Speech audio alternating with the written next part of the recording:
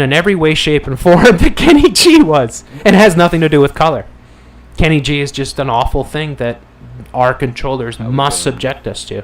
We have to be subjected to these people, right? It's like the guy with the mullet there. What's his name?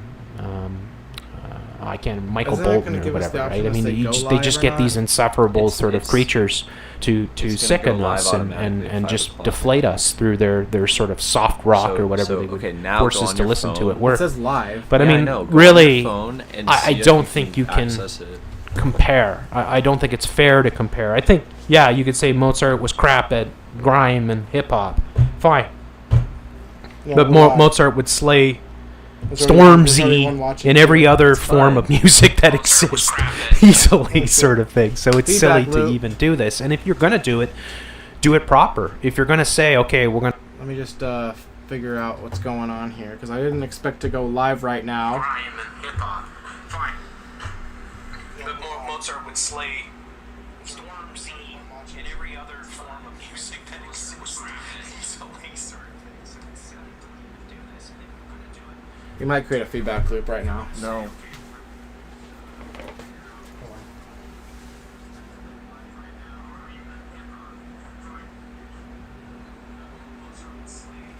Yeah, you did.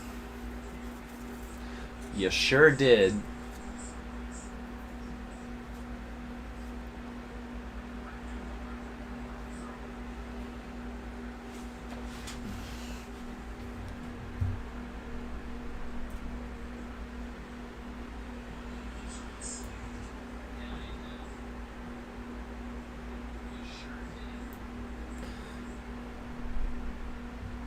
I think we're good, Sam. It says YouTube is not receiving enough video to maintain smooth streaming.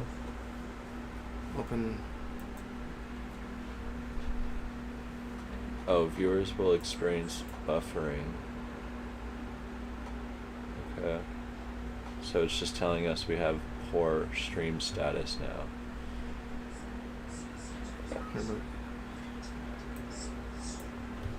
Okay. Also, whoa! Go! Oh my god! Holy shit! What? Fuck! What? Okay, nothing. Just, okay, can you go turn that down so I can't hear it in here? That's gonna fuck with me. Did you just hit your foot or something? No, Jared, I almost tipped over my gear and broke everything. Okay, well, it would have fallen on the couch. Well, it's just stuff. No, it wouldn't have. It would have fallen. It's just stuff.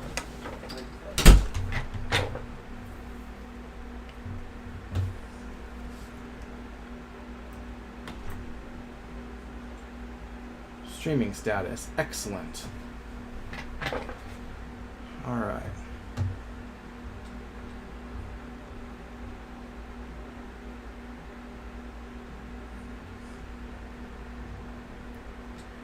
Bear with us, everyone. The stream doesn't actually start till 5. I'm just doing some technical stuff. Not really. I'm just getting my stuff together and this thing together. I don't think that I'm prepared at all for this, but we'll see how this goes. Let's see.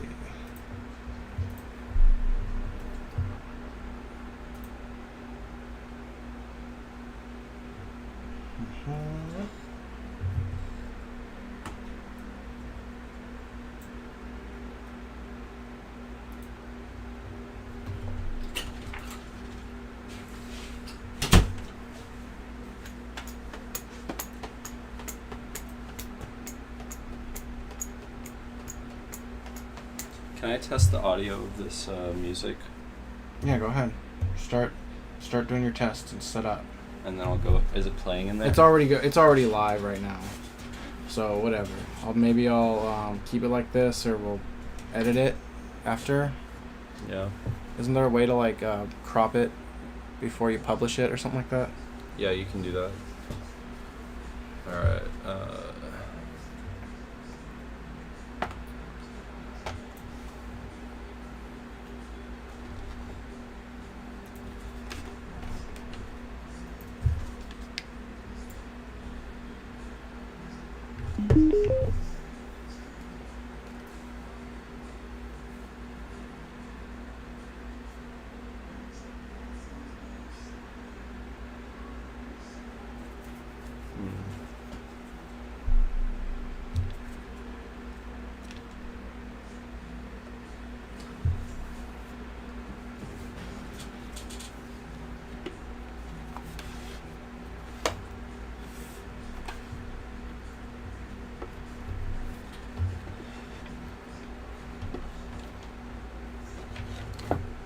Jared, are the speakers on?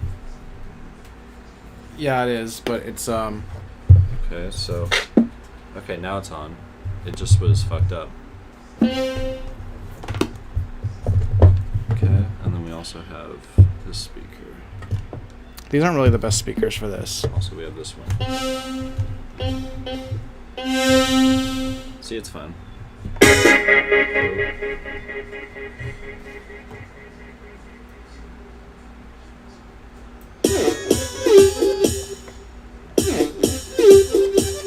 That's pretty cool. Oh, this? No, just like, yeah, because I haven't seen your, yeah, it's brand new gear. It's pretty dope. Yeah.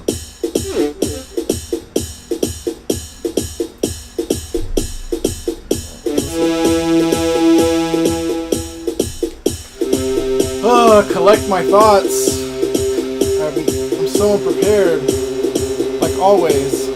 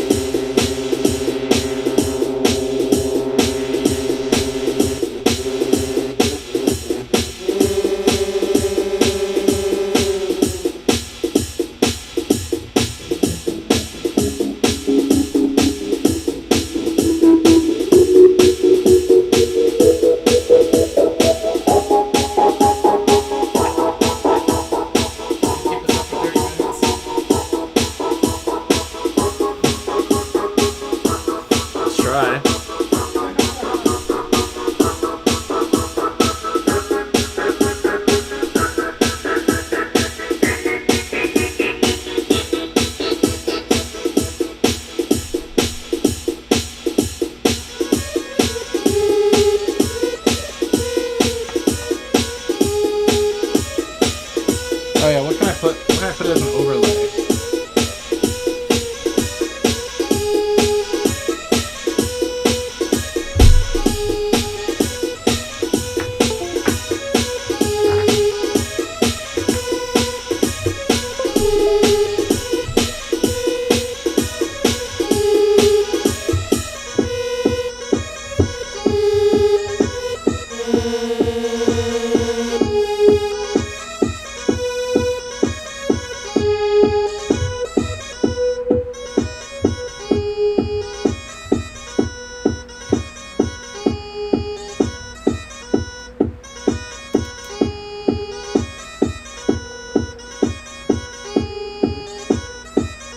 Why isn't it doing anything?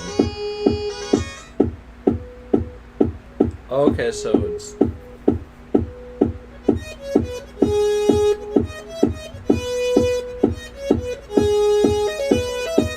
There we go. This is the synth.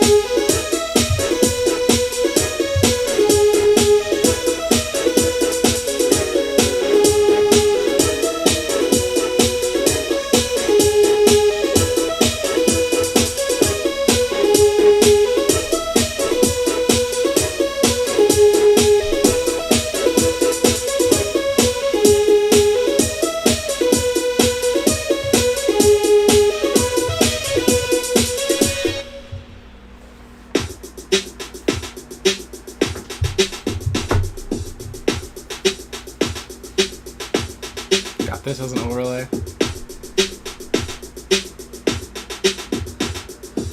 Can you load a bit? Sorry. Sorry. Yeah.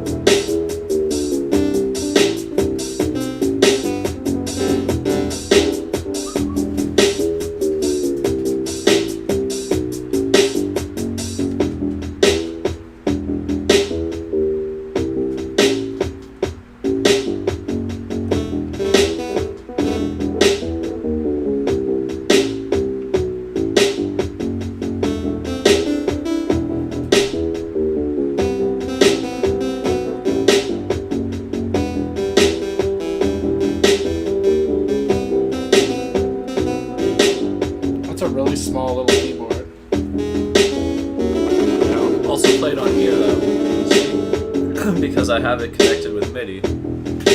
Oh, nice.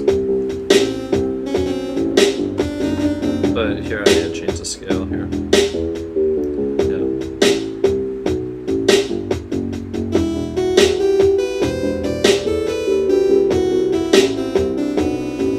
Right.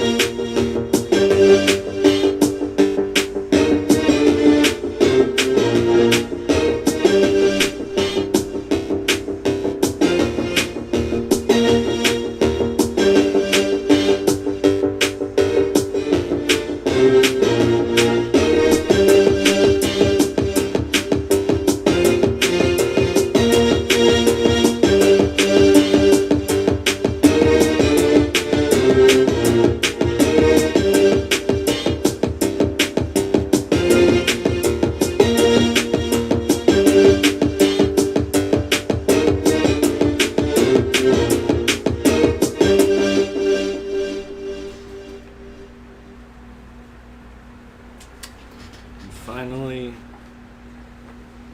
I think this is where we started.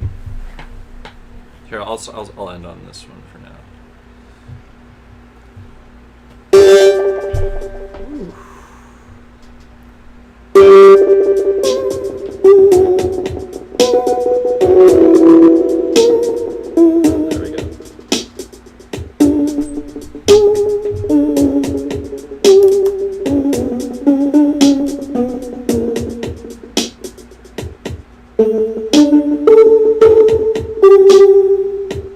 How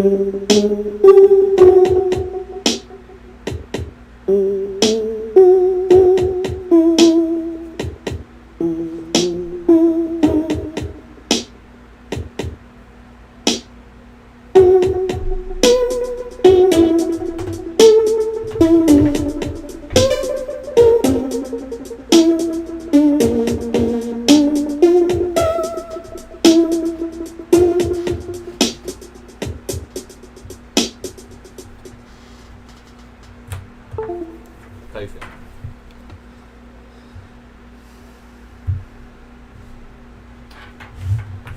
All right. I want to watch this video real quick that somebody sent me off of Facebook because I think it does a really good job of setting the tone and the discussion off the right way. Sounds good. That's a pretty little jingle when it turns off. Months ago, I made a video arguing that You ready, Sam?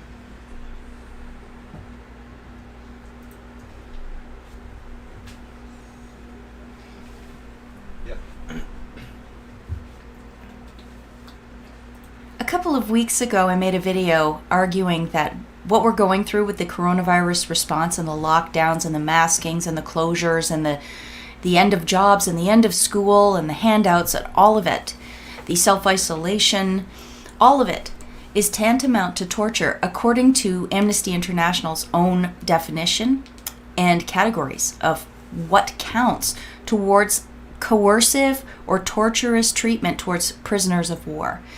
In today's video, I want to give you some more evidence to support that claim. And it comes to us from an expert on narcissism, an expert on psychology in general, Sam Vaknin. Sam wrote this article, Oh, I actually The don't Body like as this guy. Torture Chamber, in January 2011, or at least that's when it was published in I'm a Recovering big, the Self, critic a journal of hope this and guy healing. particularly. In this article, Sam Vaknin compares the world of a chronically ill patient and their interactions with the medical system to being tortured, that their own body is the device of torture. And in this current paradigm that we're What kind of problem do you have with them? If it's the same guy that I'm thinking of, this is somebody who's put forth. He's like a psychologist. What? She got the phone. I'm using it. Oh, for this. gotcha. He's a psychiatrist or psychologist who's put forth his own theory of narcissism, and the reason I take umbrage with him so much is because his theory is that narcissists are helpless in their condition and can never change, that they can never truly become unnarcissistic. That's interesting. Well, I mean, that's his opinion. Yeah. But that doesn't mean that his maybe his studies aren't still valuable, right? Well, I mean, but also it's like, even if you're not a Christian, I mean, really, it's like that's a really depressing and not fatalistic outlook. Well, I mean, like if we're comparing narcissism to psychopathy, It's not though. They're different things. but they're. Oh, can you hit the? What? Okay, never mind. All right. Continue. living under with this supposed global pandemic. I believe what they are doing is capitalizing on that psychology that they understand about the doctor-patient relationship, and they are making us all into patients and treating us accordingly. This, of course, is another method of torturing someone. This should be definitely against the Geneva Conventions. It should be against any form of human decency to treat someone who is not sick as if they are sick. There are psychological conditions named for that. One of them is Munchausen syndrome by proxy, where a parent gets so much control and so much attention from having a sick child that the parent makes the child sick by giving them little doses of poison or via other methods. This seems to me what's happening on a gigantic scale with the coronavirus response. So without any further ado, I would like to read excerpts from Sam's article that he wrote, and I will also link in the description box to the full thing so you can read it for yourself. I will also link to Sam reading his own article on his YouTube channel. It's a very interesting channel. I've learned a lot from Dr. Vagnin. I don't know if he calls himself doctor, over the years. So I hope that you will get a lot out of it as well. The article begins, "There is one place in which one's privacy, intimacy, integrity, and inviolability are guaranteed: one's body. The process of chronic disease invades, defiles, and desecrates this shrine. It does so publicly, enhancing the sufferer's sense of helplessness and utter humiliation. Hence the all-pervasive, long-lasting, and frequently irreversible effects and outcomes of long-term, intractable illness. The medical system, the medical tyranny, the techno-fascists, that's the final frontier for them. They want to conquer our body. They want to conquer our minds." So Sam's article was from 2011, and unfortunately, I think it's only more pertinent now than it was back then. In a way, the torture victim's own body is rendered his worst enemy. It is corporeal agony that compels the patient to mutate, his identity to fragment, his ideals and principles to crumble. The body becomes an accomplice of the affliction, an uninterruptible channel of communication, a treasonous, poisoned territory. Just boom. Consider the fact that that is happening to all of us now. They are considering all of us patients now. They are asking us to behave as if we are contagious, as if we are broken, as if we are dangerous. And this is all done publicly, like he says in this paragraph, even though we are not actually sick.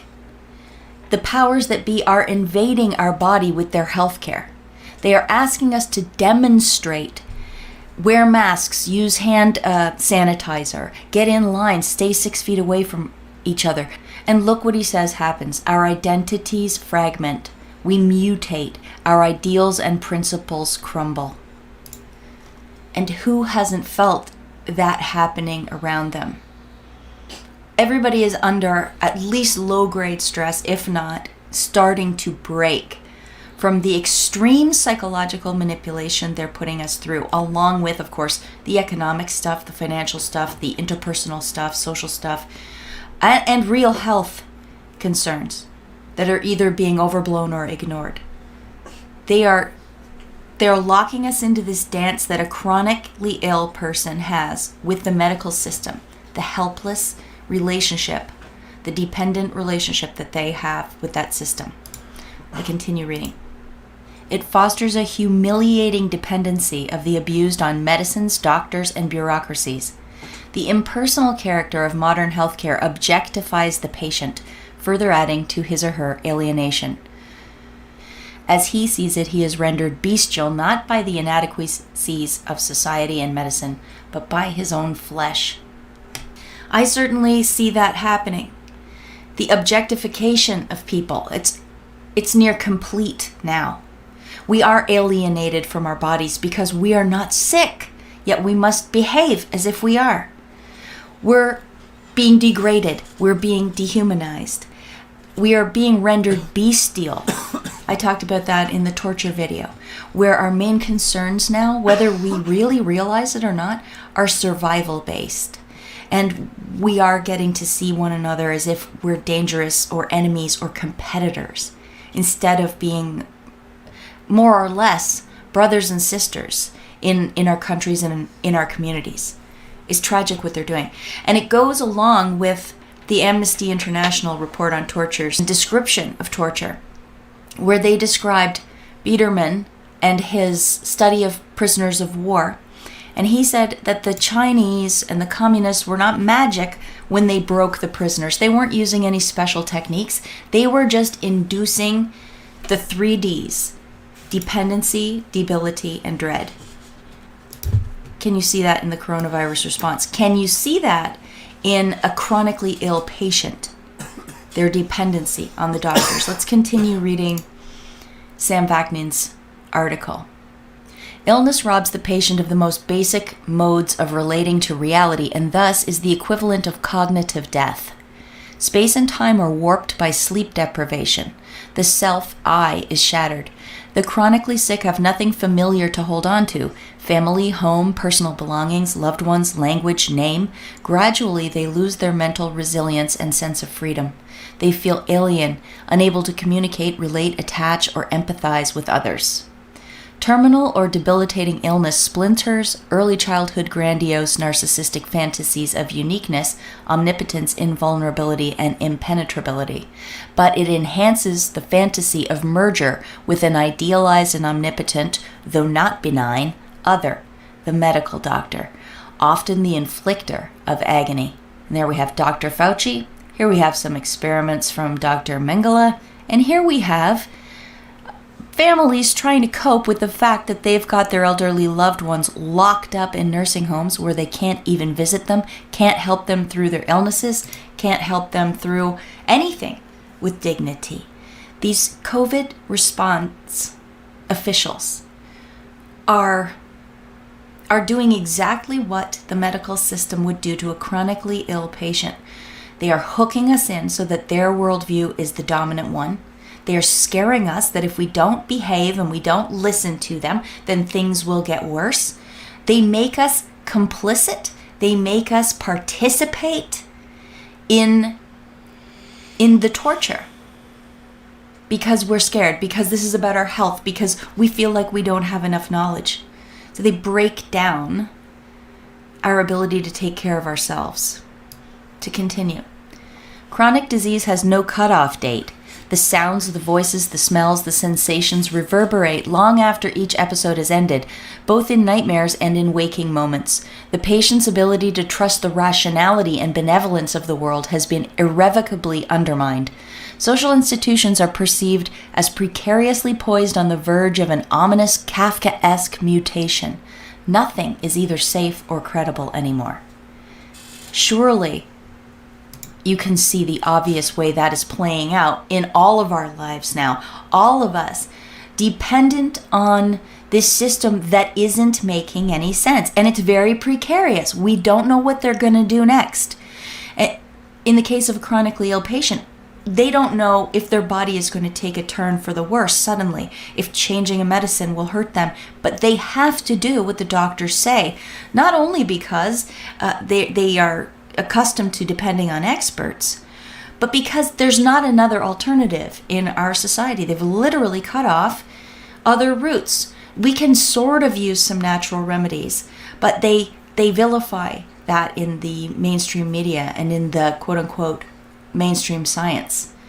In Canada, you can't choose to go to a private clinic unless you leave the country. You can't get around their prescriptions, their idea of what is the right course of action for you. And think of the COVID response. 15 days at first, then 30 days, just a little longer, just wear a mask. This might last for years. This is the new normal. They let us into big box stores, but they don't let us into small family restaurants or bakeries or hardware stores. They are releasing prisoners, dangerous prisoners, out into the streets, but they are arresting people who are not complicit with the medical tyranny, who simply don't want to wear a mask, who simply don't want to use hand sanitizer, who simply state out loud that they don't believe the numbers. They don't believe this is a dangerous pandemic. For Black Lives Matter protesters, they can go to group events and it's no problem, but you can't have big weddings or parties in your yard or they'll come around and harass and intimidate you. And the list goes on. The list goes on. These people who are doing that and who are telling you you're sick when you're not, or you're potentially sick when you're not, they're the same people we have to appeal to get our freedom back. This is torture and will break your mind. As they say in the Amnesty International report on torture, critical to the entire procedure of getting a patient to be dependent on the doctor or getting a citizen to be dependent on public health officials, critical to the entire procedure is the fact that the treatment is constantly varied. There is no time when a prisoner can be sure that he is through with a particular ordeal. Doesn't that describe our situation exactly? And that would be the same for a patient, a chronic pain patient, a chronic illness patient, under the care of a doctor who maybe does not even know how to make the patient better, but isn't honest about it, or who doesn't really have an interest in making the patient better. I argue that these COVID people, the people who want this pandemic to keep going, which is people like Klaus Schwab of the World Economic Forum, Anthony Fauci, who's going to benefit from the treatments and the vaccines, Bill Gates, who's going to get billions and billions more dollars from the vaccine, they don't want anybody to get better. They just want the narrative to continue so that they can continue to coerce us into compliance. Make it so painful for us to resist them that we eventually compromise at somewhere along the point where they're happy with. Okay, at least they're wearing masks. Okay, at least they're yelling at each other for not wearing masks. Hey, Jared, okay, at least they're starting to switch to digital currency. Okay, at least they're willing to take the vaccine so their kids can go to school. It's a very sick and demented process they're putting us through. To continue with Sam Vaknin's article, being treated for an illness is the ultimate act of perverted intimacy. The medical professional invades the victim's body or probes his psyche. Bedridden, deprived of contact with others, starved for human interactions, the patient bonds with his caregiver, hence pathological phenomena such as the Munchausen syndrome.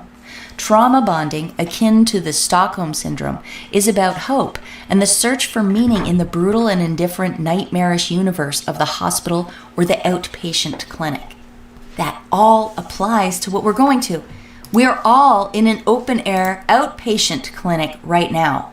Wouldn't you say? Stockholm Syndrome, by the way, comes from an incident in Sweden where a group of people were taken hostage, and in the end, after days of it, they started to defend their kidnappers. They started to defend and identify with the hostage takers. Why? Because the hostage takers were their only route to freedom. That's what they thought. They should obey them. They should listen to them. They should agree with their arguments. And after this goes on for a period of time, you forget that there's another way because you're so traumatized. You forget that you can hold on to yourself through the process and work towards a rescue. And I believe with COVID, it's even more dangerous because they're all telling us there's no rescue. There's nobody coming for you. We have to fight the invisible enemy, and you're part of it. And we're in a war against an unseeable surprise attack enemy. The medical system invades your body, probes your psyche, deprives you of contact with others, starves you for human interactions. And thus you bond with them. You bond with the doctors and Anthony Fauci and the World Health Organization and whatever punk they trot out on the news who probably doesn't even have a medical degree, is just some kind of public health wog policy guy. I feel like that's what we're living through right now. The bonding is especially strong when the doctor and the patient form a dyad and collaborate in the rituals and acts of treatment. For instance, when the victim is asked to select the implements and the types of surgery to be inflicted, or to choose between two equally vile and agonizing cures in quotation marks. Well, I see that all over the place. Here, guys, you can have a nice plastic face shield or a medical mask or a mask with watermelons on it, or you can look like something out of like a science fiction horror movie like this guy down here.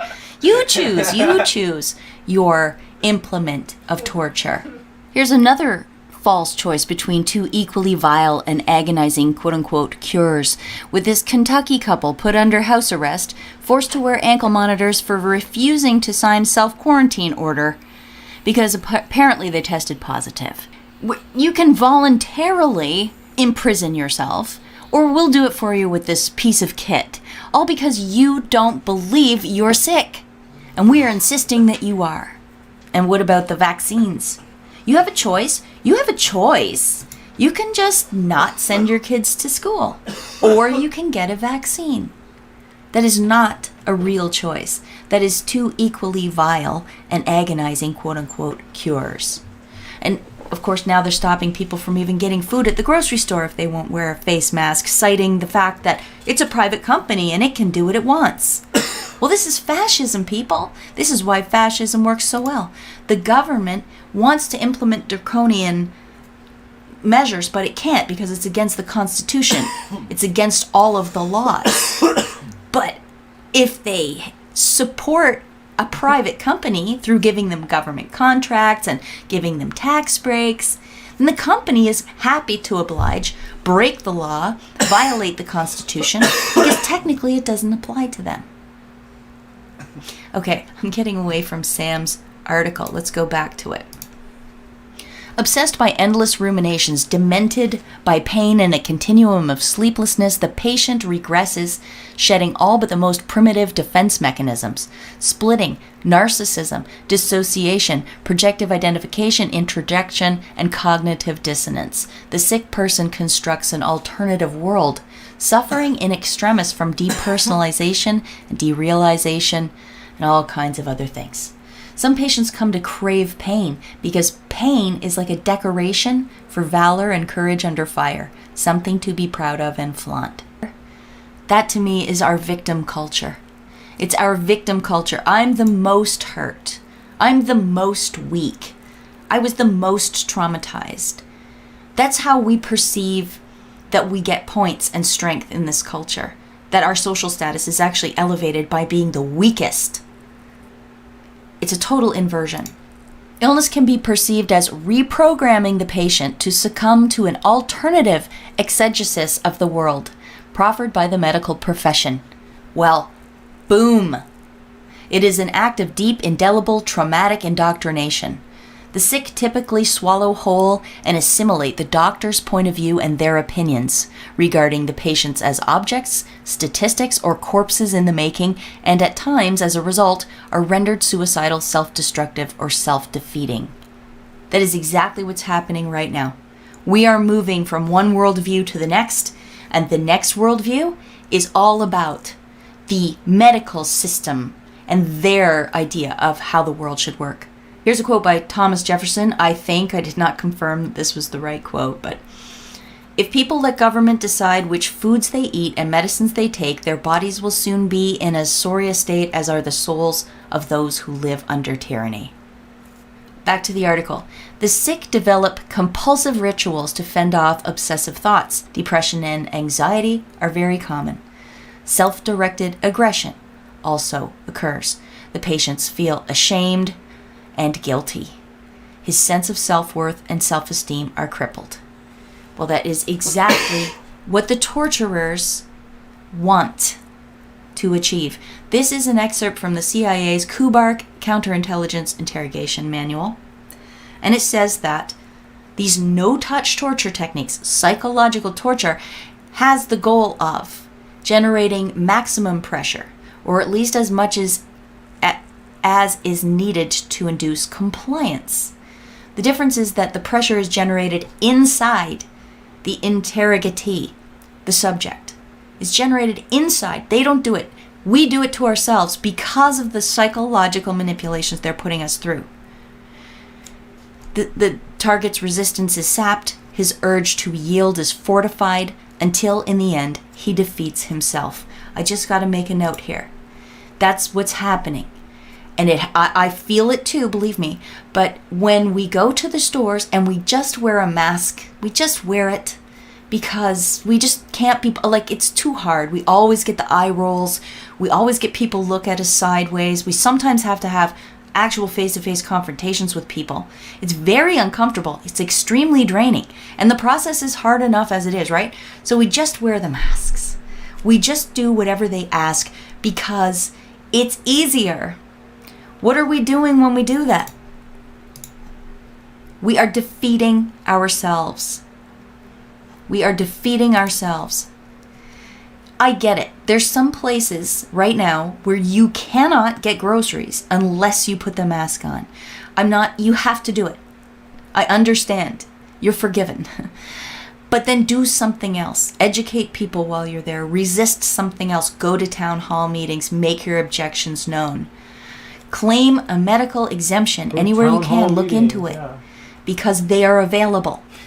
They are available. And in some cases, they will apply to you even when you think they don't. That's the case where I am. Don't defeat yourself, for goodness sake.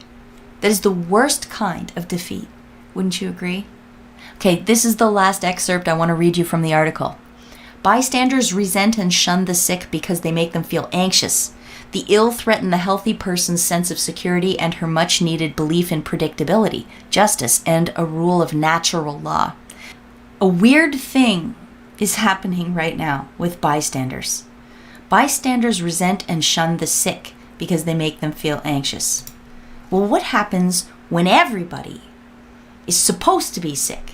We are all patients. We are all sick, secretly or otherwise. What happens to that dynamic right there? Do bystanders resent and shun the sick?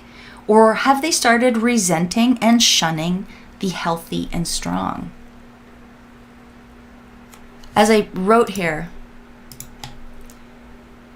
the people who view themselves as part of the prevailing victim culture, whether consciously or not, are those most ready to submit to lockdown measures, wearing masks, and all of it.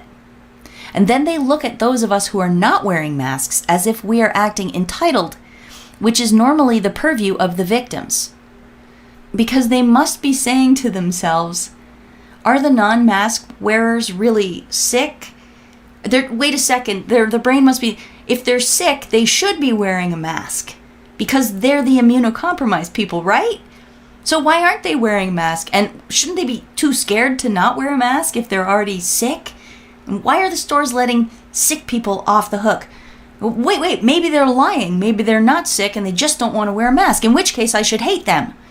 But if they're really truly sick, I should help them. What I'm talking about here is demonstrated pretty perfectly in this CBC article, where they're talking to a man who, in spite of his cystic fibrosis and his respiratory problems, which are chronic, he has decided not to claim his medical exemption. You see what they're doing there? This guy's a hero. This guy is one of our good old traditional victims. This guy's body has been turned into a torture device for so many years that he now has absorbed the worldview of the medical system. And right now, the medical system is insisting that everybody wear masks, etc. So this guy is actually going against what is best for him so that he can please his masters, the medical system.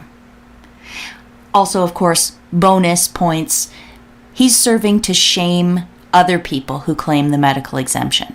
This is another example of them coercing the rest of us into compliance with their medical tyranny worldview. I don't know. I hope this article by Sam Vaknin, I hope I did it justice. I hope you can see how it translates. I'll reiterate my question. Are they making us all into chronic patients who will become helpless to and even complicit in our own torture through a contrived dependence on medical experts? I think it's a very interesting question. I think Sam Vaknin's article is worth you going to read, so I'll link to that in the description box. And other than that, I'm going to stop talking now. Thanks for listening, everybody. If you would like to give me a thumbs up, subscribe, leave a comment, I love all of those things. Thank you for being here. And if you want to support my work going forward or send me a thank you for the work I've already done, you can send it to paypal.me/Polly St. George. If you want to send me cash or a check, you have to make the check out to Poly Media and check my website for my P.O. Box address. That I will link to in the description box along with the references for this video. So I literally just got I got this off of Facebook. Somebody shared it and I thought it was just fantastic. And fantastic. I don't usually say that. But yeah, you guys should check out the amazing Polly. I just subscribed to her today. But what's your reaction, Sam? Yeah, I really liked it.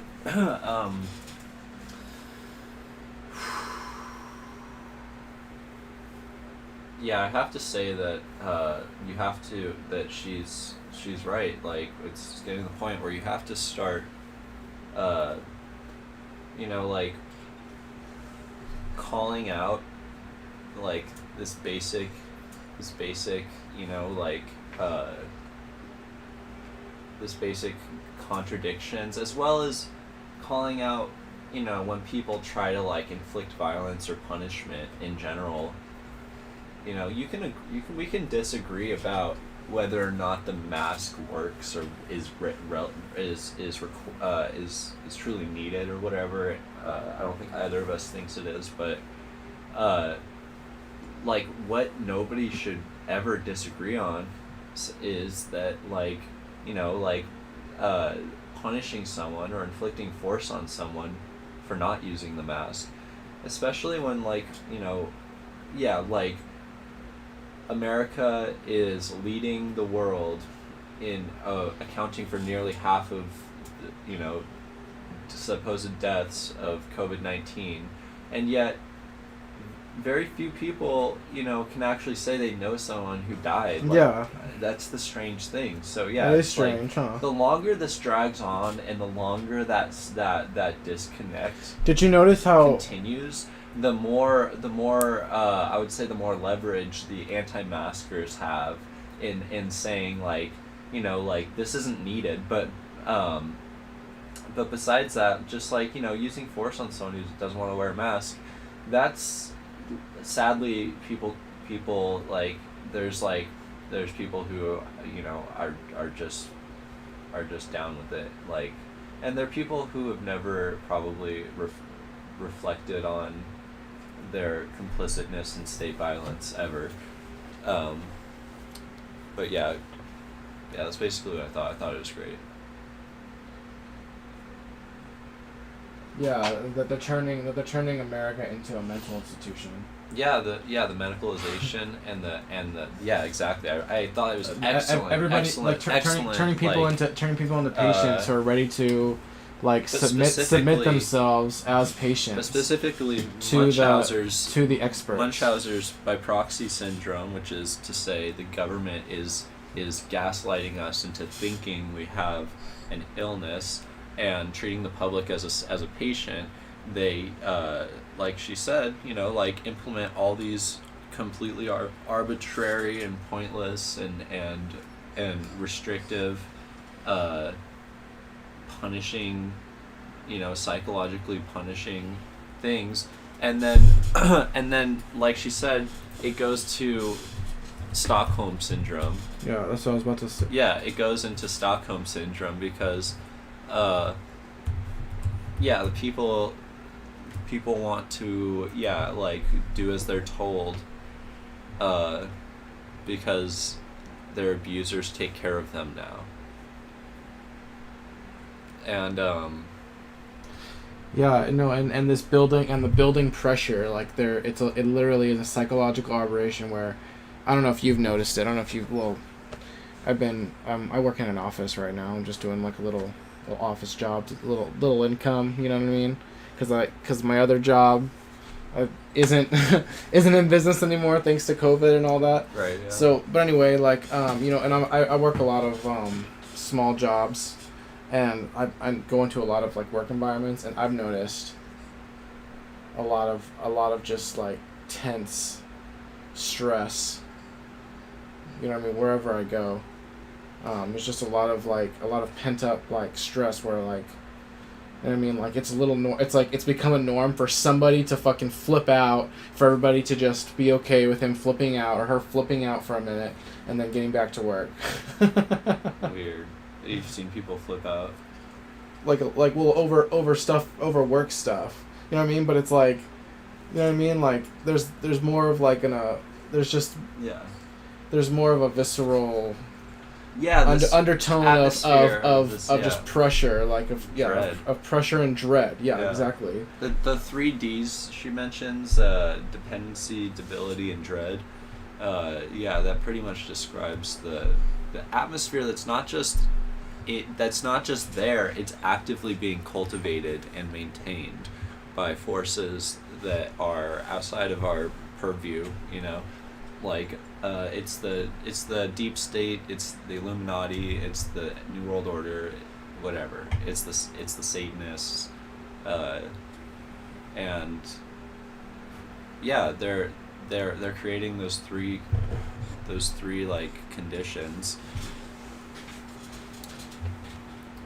I wanted to tell you guys a story about 2 examples of when I got kicked off of a bus for not wearing a mask. And this all happened. This both happened this month. Yeah, take it up so you can. Well, I don't want to talk to no one. So You're talking to. hurry up, and take a piss. Whatever. I'll wait. Okay. I'll wait to tell my story for a minute.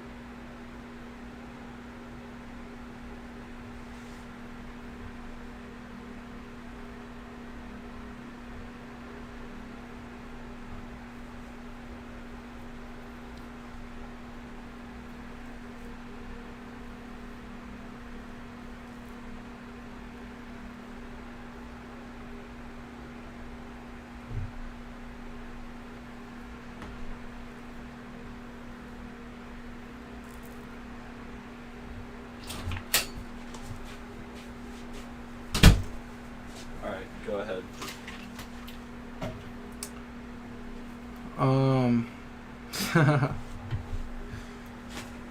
Okay. Tomorrow, so.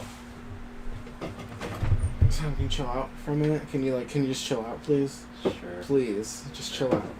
Sure. Chill out on all that for a second. Don't tell me what to do. All right, no, for sure, but you have your own choice. But. All right, so about 2 weeks ago, I got on the bus, and the bus driver was like, "You got your bus pass?" I was like, "Yep." He's like, "You got a face mask?" I was like, "No, I don't have a face mask." He's like, "Nothing I can do for you, man." I'm like, "What?" He's like, he's like, "Sorry, man, I can't help you." I'm like, "Wait, what are you saying?" He's like, "You have to get off the bus." And I was like, just sitting there, like in shock, like just like processing it. You know what I mean? Like holding him up for a minute. I was probably was silent for maybe about 30 seconds, like not 30 seconds, probably about 15 seconds, and I was like, "Fuck you!" I was like, "Fuck you!" And then like he got up off his seat, and then he took out his phone. Yeah. And he's calling somebody. And I was like, "You're saying that I have to get off, I have to put something on, or I have to get off the bus? Is that what you're saying to me?" He's like on the phone with somebody, like, can't remember how the story, this happened like 2 weeks ago. But, the other bus drivers, the other people on the bus were like, "Hey man, he's already like getting laid off, and there's a bunch of people that are already reported him, so you're just gonna, you know what I mean?" Like I was like, "Does anybody have a face mask? Does anybody have a face mask?" And then somebody who's like in scrubs. It's not pumping. Somebody who was in scrubs took his mask off, was like, "Here man, you can have mine, I have one in my pocket." And then he got off the bus, and I was like, "Look here, see, I have my face mask on, see," and he was just like still like on the phone with somebody, like, "Yeah, something like on the phone with somebody." Well, yeah, you can't expect to ride the bus after that. And so I was like, "You know what, I'll just get off, fuck it, I'll just get off." And then he's on the phone like, "All right, he's just gonna get off, but he shouldn't be talking to me like that." And I was just like, "Well, you shouldn't be treating people like that. You shouldn't be treating people like that." And people on the bus were like, "Yeah." Really? And I was getting all worked up, and I was like, "You shouldn't be treating people like that. as I was getting off the bus, and then as I was walking away like by the bus, like flipped him off like through the window, whatever. Yeah. And then the next day I did the same. I tried to catch the same bus again. But this time, I got on the bus. It was the same bus driver too. I didn't expect it to be this. I guess it's like the same route. But yeah, I got on and I was like, he's like, hey man, he's like, I held up my face mask and he's like, oh hey, so you got the? I was like, what happened?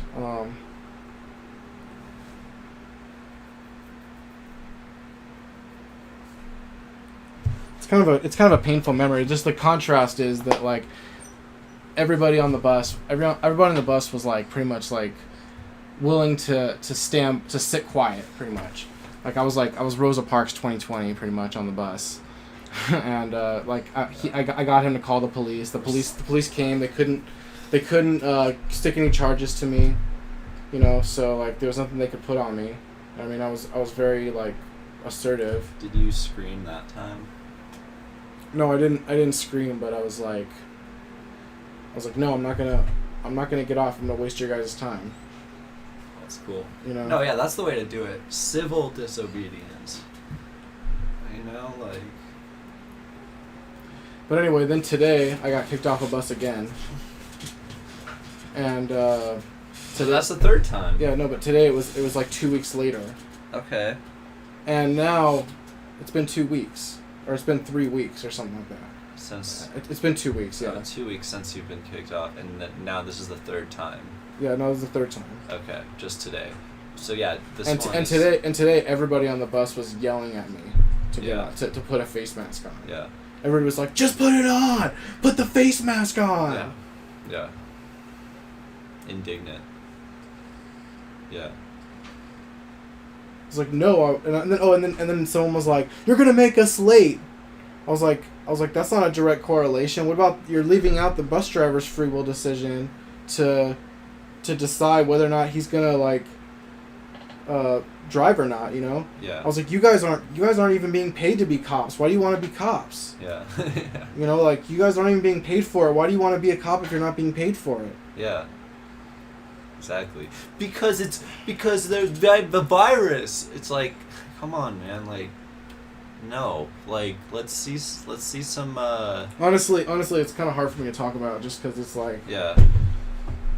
It was very surreal, like seeing the way that, like. It's pretty fresh. That people it happened earlier today. Yeah. But it's just seeing the way that people reacted. Seeing the change that people have gone through, where like now it's okay for people to harass and berate people publicly for not obeying and complying. Yeah, publicly shame. Like that was some crazy. Ostracized. That was some crazy shit. Yeah, like the whole bus was yelling at me. Making you this dude behind me stood up and was like, "Yo, man, you better put on a face mask. I don't want to be late for work." I was like, "What? Are you gonna assault me now? Are you gonna assault me, sir?" He was like, "Hey man, it's a small world. Let me catch you outside." So like, all right, man. Yeah, so he threatened to assault him. Now it gets even better, right? The story gets even better. So a little bit after this, after somebody threatened to assault you, what happened then? The guy in the backyard. Oh yeah, like there was this guy in the back that was like, "Oh, I'm a police officer. I'm an off-duty police officer." He like showed me something. I was like, "Oh wait, let me see that again." He's like, he showed me it. It could have been a real badge, but it was just like a badge outside of a wallet. You know what I mean? Just like the metal badge. You know what I mean? Like, but it could have been a police badge. Yeah. He's like, I'm a police officer, and you're being very rude to these people. It's like, oh really? Like they're being disrespectful to me, honestly. Yeah. You know what I mean? I can't. Just Like I was like, bro, you're good. You told me to wear a face mask. You're covered. Why do you want to enforce? Like, why do you want to be a cop when you're not even being paid for it? Yeah. And like, you know what I mean? Like, hold everybody up. Cop. Hey, yeah, hi. I'm a cop in the back too, Yeah. and you should. You're being very disrespectful. Like, excuse me, I'm you a can't. cop. Like, what are you gonna do? Like, being oh very yeah, disrespectful. are you gonna arrest me? I'm not breaking the law at all. Hey, like, what are you gonna do? You have no power here except for to say, oh, you're just being disrespectful. Sir, look at the badge. You're just another person on the bus, bro. Yeah. But everybody on the bus, like, dude, everybody was yelling at me. Yeah. And then you were gonna You were gonna wait, right? You're gonna wait to get the. I was gonna wait and just have them like. I was like, yeah, they can give me an official trespass notice. Oh yeah, but first I said, hey, I have a medical issue, because today was I got on the bus and the bus driver was like I showed him the face mask and then I sat down, and then he's like, he started driving. He's like, hey man, you need to wear your face mask, and I just nodded at him, and then like he stopped at the next stop and just stopped and was like, hey man, you need to put your face mask on. And I was like, hey, I was like, no, I have a medical issue, I can't. He's like, it doesn't matter. You have to. It's the policy to put your face mask on the bus. And I was like, I'm not going to put my face mask on. Yeah.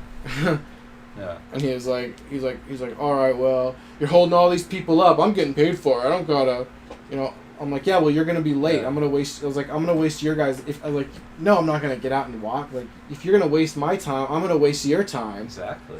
You know what I mean? And you guys, and this isn't my fault. I chose not. I had to like clarify that to everybody. Like, no, Yeah. I just chose not to wear a face mask. I didn't make you late. I Yeah. didn't. I just chose not to wear a face Literally, mask. yeah. Why aren't you complying? Yeah, no. Just I hate this that shit. Imaginary. No, it's like it brought me back. It brought me back to a that like does nothing. That does nothing. Like at the very beginning of this being virus, treated like a everybody child was like, on the bus. No, at the very beginning of this virus, everybody was like, normal face masks do nothing to catch this virus, as it's smaller than the 5 micron width holes of these fucking masks. Therefore, they're not even useful, and that technically hasn't been disproven. Like, those face masks do nothing. The blue ones, they do nothing. It's a symbolic gesture that everyone was whining and bitching and moaning. No, have you noticed that they Yeah. have you noticed that they made the face masks mandatory after all the cases are falling and all the deaths are falling, and it's basically over. It can't even be really a pandemic. I mean, they're claiming a outbreak, and the highest rates in the country are in Phoenix, supposedly. Really? Yeah. In Phoenix? Yeah. No way, in the country. No way. Well, lately, yeah, it might be different now, but yeah. Highest. I'm pretty sure it's New York. But, highest COVID new infections. Highest new infection state.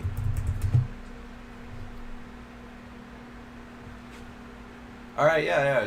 Click on the CDC COVID data tracker. Not like you could fucking trust. I know, yeah. Yeah. These numbers are They're because the way that they test, that if you look at the test themselves, they're faulty, and their procedure is to test as many times as they can until they get a positive. Okay, Phoenix. It looks like, I think it's the fastest growing or something. Wait, when is this? Like is this recent though? So total cases, do the last 7 days. Cases in the last 7 days. How do I do that? Oh, okay. Okay, Arizona is number 5. Look at that. Last 7 days, 18,000. These are the places that haven't been complying. I would guess that these are the places. No, California has been complying. I don't know. I mean, they've been having stricter policies, but it's like. Oh yeah. It's just kind of. Yeah.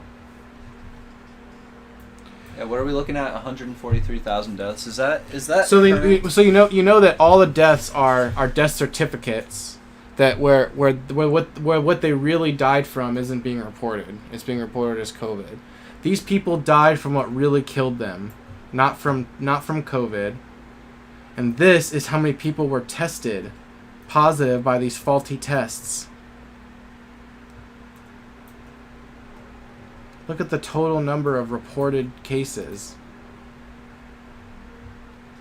But we don't see that. We don't see any evidence of it in our daily lives. What I see evidence of is people are more willing to. All right, Jared, check it out. To yell at each other. And, check it out. And berate each other. Check it out. In the entire United States, it says that there have been a total of 148,000 deaths. That's a little bit higher than that number right there that says 143,000 deaths. It's highly unlikely that you've met somebody who's died of coronavirus because there's 300 million people. There's more than 300 million people in the United States. So 148,000 people is a drop in the bucket. I mean, it's not that many people. It's like it's 500,000 people. That'd be or okay, just to give you an idea, 10% of 300 million is 3 million, correct? Yeah. 10%, okay? And 10% of 3 million is 300,000, okay? So that's 1%. 300,000 is 1% of this country's population, supposedly. Probably less. And 300,000 is double. So really, this is 0.5% of the entire population has died of the disease. 0.5%, 0.5% of the population has died from this. Yeah, have you seen that? If you've seen that video Larkin Rose did, That's probably a massive. He shows basically, overstatement, he basically shows this massive chart. overstatement. He shows this chart. Yeah, I guess what you're saying. Yeah, like where, and also of those that died, it's like of an age group. People within our age group are like a tiny percentage of that. Yeah. So So currently it's highly unlikely that that you'll get it or you'll die of it. I mean, I don't know. But yet it's not apparent though. Like, it's not apparent. It's to not people. apparent. That's what I'm trying to say. Yeah, whether or not it's real, it's not apparent. That's for real. Yeah, it's not apparent in people's lives. It's certainly not bubonic plague level of terror that's the actual disease is causing. The only terror is coming from the maintenance of the disease by the state. No, it's also it's coming from people. They're Yeah. turning people into cops. That's the Yeah. that's the theme really. Yeah. Is like, are you gonna be transformed into a police officer without being paid and underpaid, being not paid at all? Like what do you call those people who aren't paid? Volunteers. No. What's it called? Fresh out of college, and then they go to these intern. Yeah, it's like a fucking police internship. Yeah. They want to turn people into police interns. Yeah. Well. Okay. Yeah. How does that story end? Just to wrap it up. What happened at the Oh, well, I on ended the up bus? I couldn't be late for work, so I just ended up getting off the bus like as he was calling or whatever. Okay. But I mean, like, I'm willing to do that again. You know what I mean? It's like if I don't have somewhere to be and I have time, I'll fucking waste their time if they're gonna make me get off the bus. Because that's what look at. That is the solution. Yeah. The Defiance. solution is everybody should be disobeying. Yeah. Because that's the only way that tyranny is going to hesitate is if we push back with this. Because what else can we push back against when it's the next step? Yeah. Sadly, happens? Are we gonna even have the option? Sadly, to say no to when Jared, it's like they're gonna show up wait, with your. Fucking wait. Yeah, go ahead. The only language that these evil satanic fuckers have is escalation, and that's the only language they know. So if we disobey at this stage, they won't give up. They'll escalate and try harder, and we'll have to disobey even harder next time. If we don't disobey now, they won't not escalate. They will escalate more, and it will be impossible to disobey later. So it's a very uphill battle for us. It's a very uphill battle for us. It's a battle of constant. It's a battle of wills and escalation of conflict. But the thing is that you guys just like when you start anything, it's the hardest to start, but once you start, it becomes easier. Oh yeah, that's true. Yeah. Like you have to make it part of your daily routine. To every single time you go out, you have to go into a battlefield where you're pretty much an individual in the public domain, in the public eye, making an example for everybody else of how to react.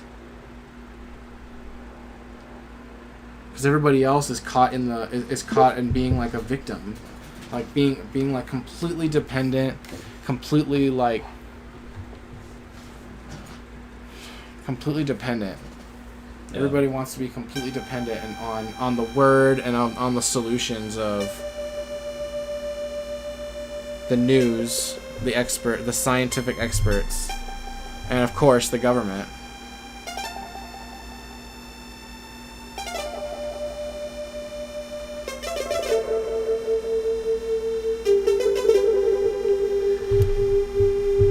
I wanted to show you another video that somebody did about a news article where they're trying to get people to turn against people who don't wear masks and look at them as like terrorists. Okay.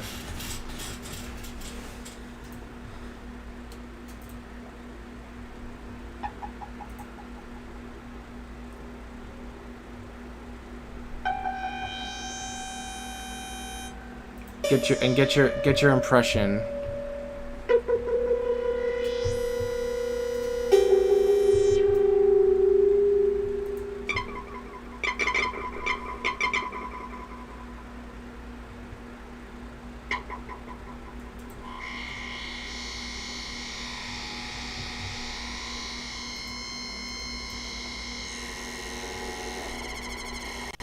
Man killed by police after mass dispute at Michigan store.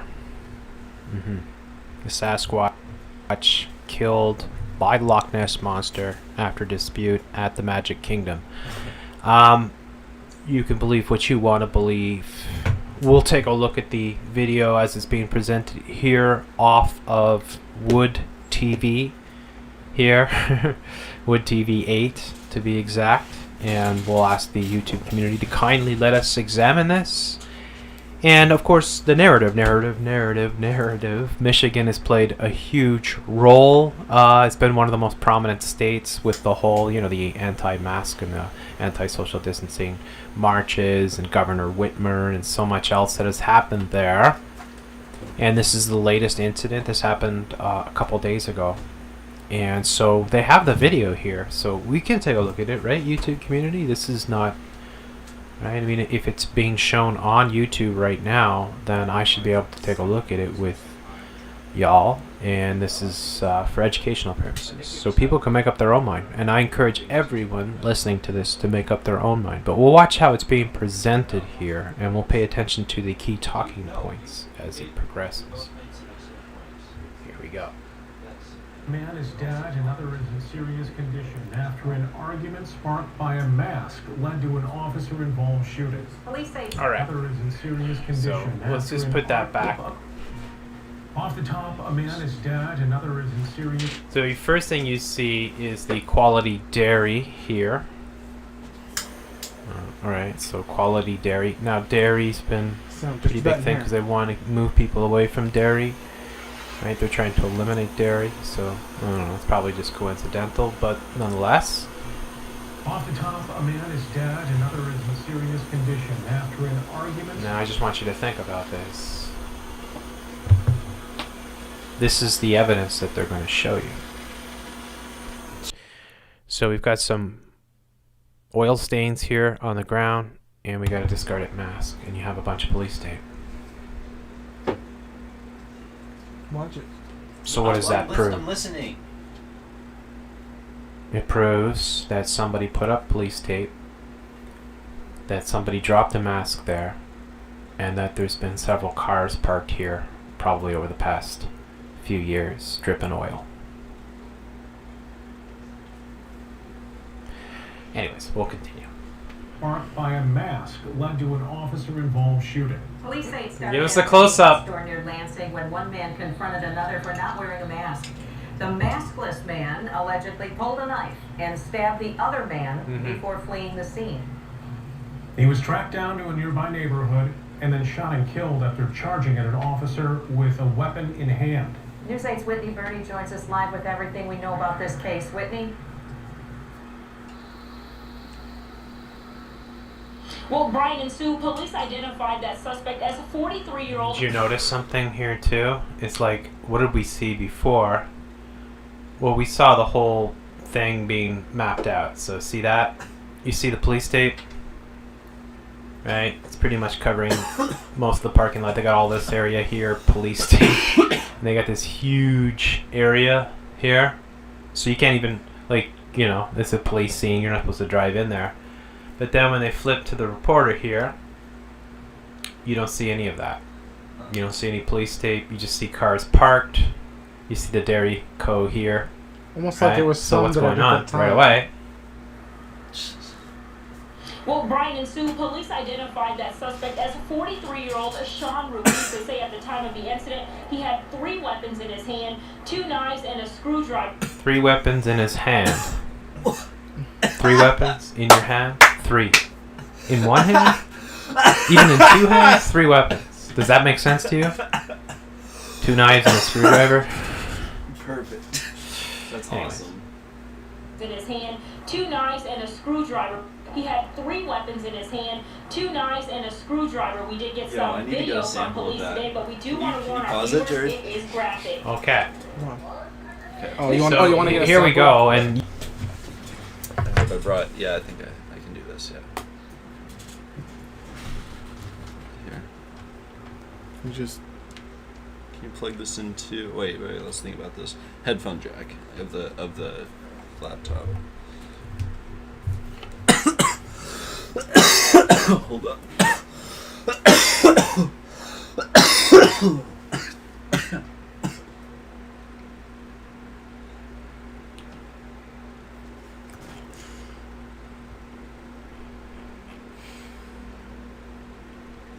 SMH.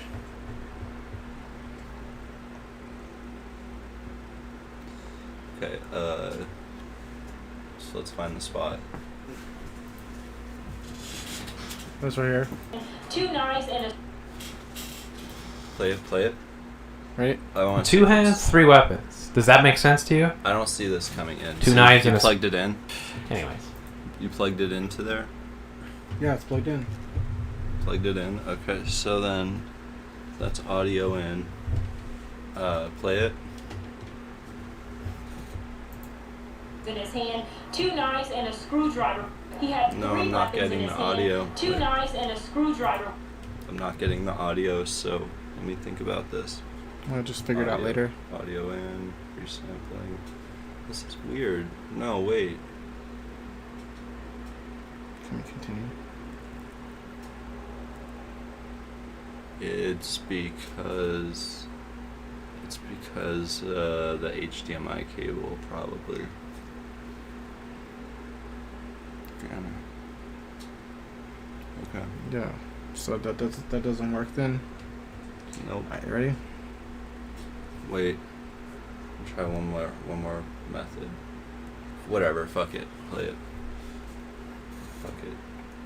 Thank you. Yeah. It wasn't easy. Sorry, folks. It wasn't easy. Sam got a little ADHD. No, it would have been cool if we could have done it. Yeah, that's what we did call get some people who video fail. from police today, but we do want to warn our viewers, it is graphic. insane. Okay. Michigan So State here we go, and YouTube community, this is on YouTube, so Just sit please down, do Chad, not Please. take this video down. And all I'm going to do is look at it with the good people that watch my work, and we're going to look at it together. That's all. All right, so this is the alleged incident here, and think of the themes that have been playing out with the police. This is a white person, right, by the looks of it here, and they've been pulled over here by the police in some what looks like a very quiet suburban area here. Chill. And somebody is filming this. If this is, it could be somebody's, ring, if you know the surveillance door cams, but it looks like it's coming from somebody's camera here, from their garage, as you see what appears to be some just sort stop of everything? either recycling bin or something here. released this video of the incident this afternoon. In it, you can see the officer attempt to pull Ruiz over. Ruiz immediately gets out of his car and begins approaching the officer, who is yelling for him to drop his weapon. Body cam footage at this exact moment shows Ruiz begin charging the... Yeah, it's very intelligent. It would make a lot of sense that you would have these weapons in your hand, like a screwdriver, and 2 knives, or whatever they say, and you would have an officer pointing a gun right at you. Yeah, this is what you And would do instead if you of were doing trying what to the commit officer suicide by says, cop. you start to move forward to attack the officer. Makes Am I total wrong? sense, doesn't it, YouTube community? Doesn't this make sense? Doesn't this seem like it's a legit story to you? So let's just watch it here. Again, viewer discretion advised. I'm not trying to show any violence, but I haven't seen any violence in this video. So, I mean, if somebody can show me that there's violence that actually occurs, then... Attempt to pull Ruiz over. Ruiz immediately gets out of his car and begins approaching the officer, who is yelling for him to drop his weapon. Body cam footage at this exact moment shows Ruiz begin charging the deputy. Police say he at one point covers the deputy's weapon. You can hear multiple rounds fired. Ruiz died at the scene. The Eaton County Sheriff... You can hear multiple things fired. Now, we can slow this down for folks here. Just so we put it at 50% here and just watch it go forward. I hear something that maybe could pass as a gunshot sort of thing, If you sit down for the rest of the show. but I don't see I'm any gonna do whatever the evidence fuck of, I want, of Jared. What the fuck shots is your being fired. issue? Maybe blanks, but I don't know. shows Ruiz begin charging the deputy. And you can see Am I right not there watching that the it video? appears that the gun fires. Ruiz begin You see the Am I not watching the video, lever pull Jared? back on the gun sort of thing. So where's the blood? Where's the bullets? You're being controlling. Where's the I don't casing? fucking like it. Just a question, Eaton County here, Sheriff.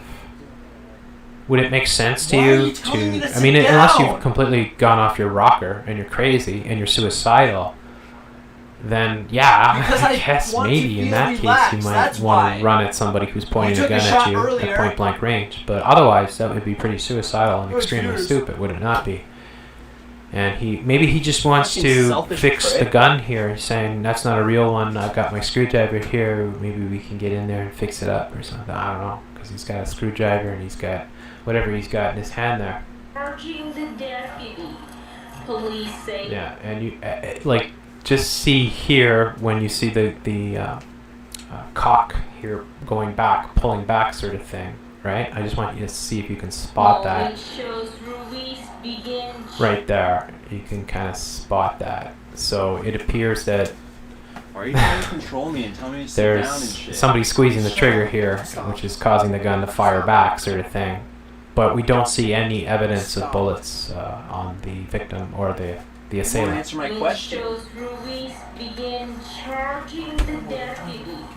Police say he at one point covers the deputy's I don't weapon. fucking get You it. can hear multiple I don't rounds get it, Jared. Yeah, it's You just should a bit fucking end the bizarre stream that if you'd you're not gonna stop talk to me. something up while somebody's firing at you repeatedly. I tried to talk to you over You there. can hear multiple rounds fired.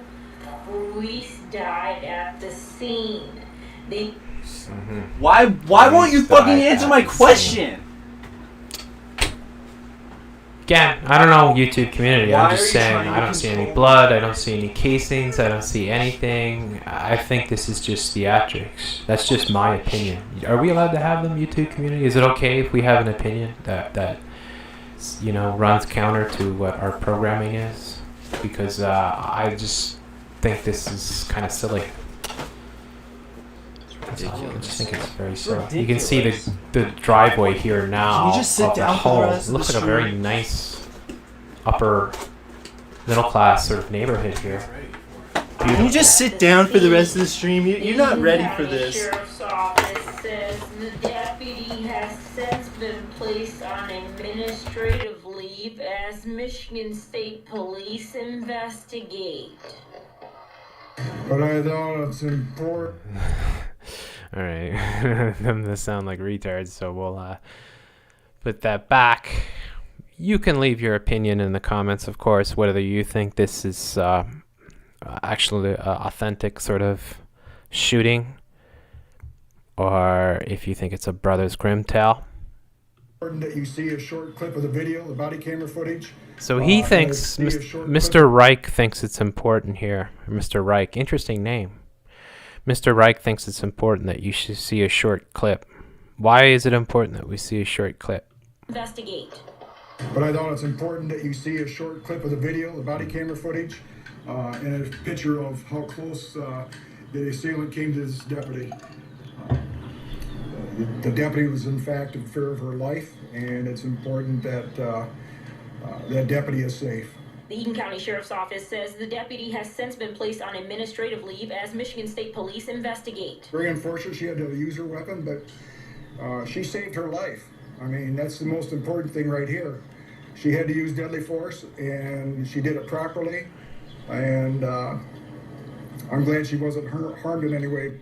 Neighbors tell us the suspect does live in the neighborhood where this happened. He was just a few homes away at the time of the incident. Police are calling this a senseless tragedy, all stemming from a mask. The goal here is to be safe. I mean, that's all the governor is doing on this executive order. Stop the spread of this COVID-19. Yeah. Wear your mask. There you go. That's the goal. So at least we found the goal of what this was all about. Because the Constable Reich here has told us that that's the goal. So the goal of this little operation, I suppose, is to keep people morally safer and to wear a mask and do what Governor Whitmer says, right? Senseless tragedy, all stemming from a mask. The goal here is to be safe. I mean, that's all the governor is doing on this executive order. Stop the spread of this COVID-19. Wear your mask. There you go. Wear your mask. The Eaton County Sheriff says at his last check, the 77-year-old who was stabbed here at Quality Dairy was in a serious condition. 77.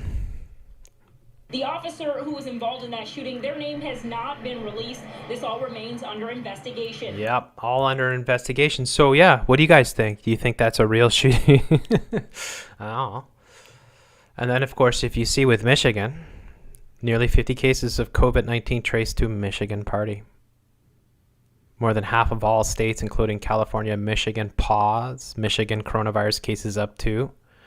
There's the hideous creature, the demon from hell there, Governor Whitmer. Michigan Governor Whitmer angers GOP lawmakers after using statewide emergency alert system for message on mask. So I haven't seen this latest thing here, but we'll just take a look here. Governor Whitmer, just shut up with your gay music. Michigan Governor Whitmer angers GOP lawmakers after using statewide emergency alert system for message on masks. So she's using the statewide emergency alert system to get everyone to wear a mask. Isn't it, YouTube community, don't you find it ironic that the governor is using the emergency system to get everyone to wear a mask, and the fact that there's some guy that doesn't want to wear one, and he has 2 knives and a screwdriver, and he attacks a poor female police officer who fires what appears to be well, what are you gonna say, right? Can you say it? No, you can't. So, she allegedly fires on him. Kind of fits. I don't know. I mean, like, maybe I think a little bit too much. YouTube community is possible.